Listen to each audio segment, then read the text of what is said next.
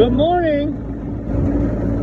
We got a hood unit that is shaking like crazy.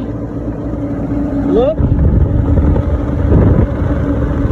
It's actually broken. The globe itself is broken. So we need to replace. I was coming up here to look at the motor, but the belt is shot. Like, the belt's gonna break now. We're gonna grab a new belt right now. But we're gonna measure this, find out whether it's 3-phase or single phase, and then we're gonna quote replacing this whole dome. And we'll actually quote replacing both domes because they're both from 2006. All right, so that was the belt that was on that unit. So we replaced it. We got dimensions, chimney dimensions, and then actual globe dimensions. These units are getting replaced this year. We replaced these two dining room units, and then obviously we have these two very rough. This beast is for the kitchen, but look at this. I know the frame rate looks funny, that is spinning. Right?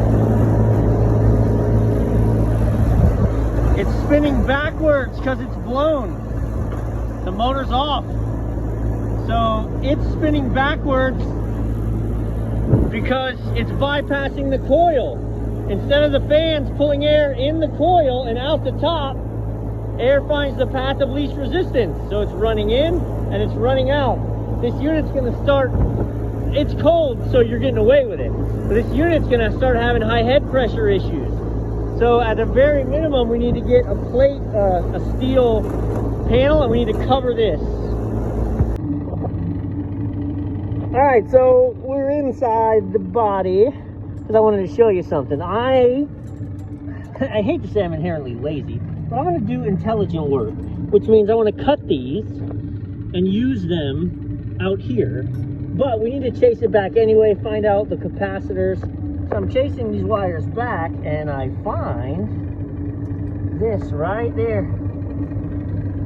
This rubbed out on that suction line. And if you look, there's not even any metal left.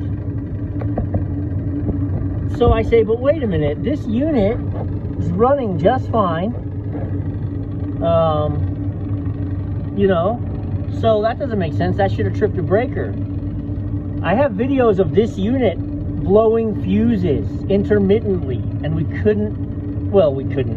didn't waste time digging into why, because we just fired up the unit and it worked and it ran for a while, and I replaced the fuses with a resettable fuse. So it tripped out enough to where it severed the power to the motor. So we cannot reuse this whip, and now I've got to run the factory wire from the motor all the way back. So I've got this all in place and I'm good to go, and then I realized the wiring diagram is behind this. Boo. All right, so I know I'm in this little tiny space. So to try and prevent the rub outs, I've got it attached to the suction line foam there.